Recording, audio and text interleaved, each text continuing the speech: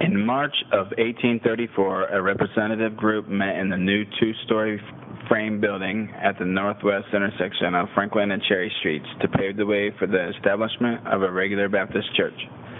On March 7, 1842, by special action, the House of Representatives of Ohio passed a bill which incorporated the church as the first regular church of Troy and Miami County, state of Ohio.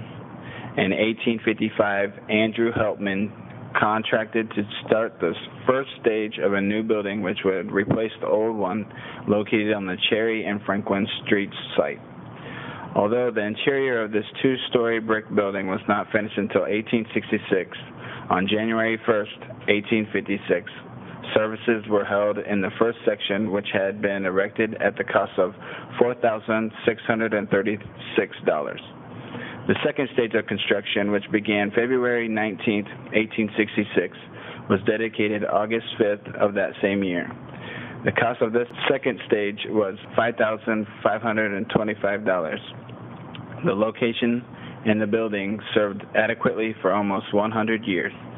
On January 24, 1961, by an amendment of the corporation, the name was changed from the First Regular Baptist Church to the First Baptist Church of Troy, Inc. Since then, because of a realignment of the associations in Ohio on October 2, 1963, the church became part of the newly organized Western Baptist Association. The growth of the First Baptist Church in Troy, Inc. had become too much for the building at Cherry and Franklin Streets, so on September 24, 1961, the congregation voted to build a new building.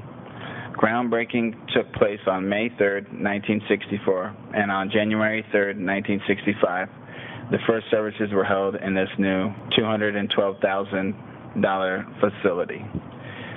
In April of 1966, an anonymous gift was presented to the church. The gift was of such magnitude that three significant things were made possible. A beautiful parsonage was built on land adjacent to the church edifice. Plain glass windows in the sanctuary and the chapel were removed and replaced with art glass. A lovely new organ was purchased for the sanctuary. Following her death in 1977, it was revealed that the gift was from Edna Walters Barnett. On June 1st, 1968, Pastor Douglas Peters became minister, which brought future change to the church.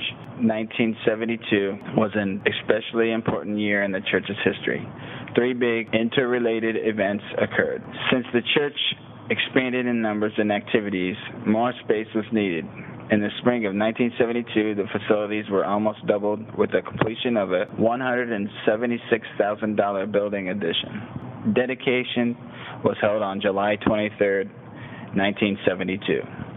Increasing membership resulted in additional young people and a need for more coordinated leadership among the youth.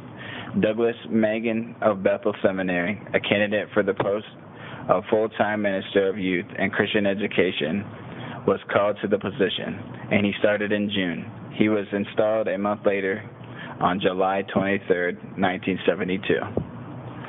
In April of 1972, it was recommended that the church establish a nursery school with a distinctly Christian flavor.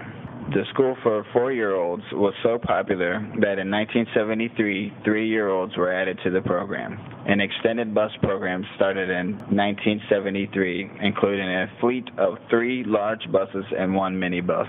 The third addition to the church building, an all-purpose room for family and youth activities, and a number of Sunday school classrooms, was completed in 1980 at a cost of $475,000. This addition then housed the Troy Christian Schools.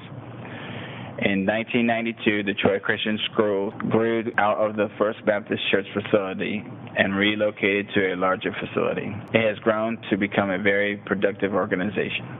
In 1999, the current pastor, Dale Christian, came to be senior pastor, replacing Pastor Jack Simons.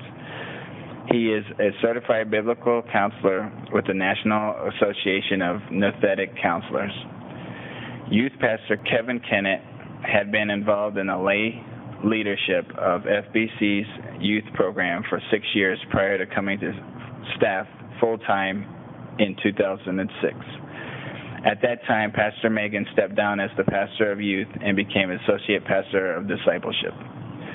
First Baptist has been around for over 175 years, and with a mission statement that says, "We are committed to a balanced ministry of hearing, proclaiming, and putting into practice the Word of God," it stands to be true that it will be around for another 175 years.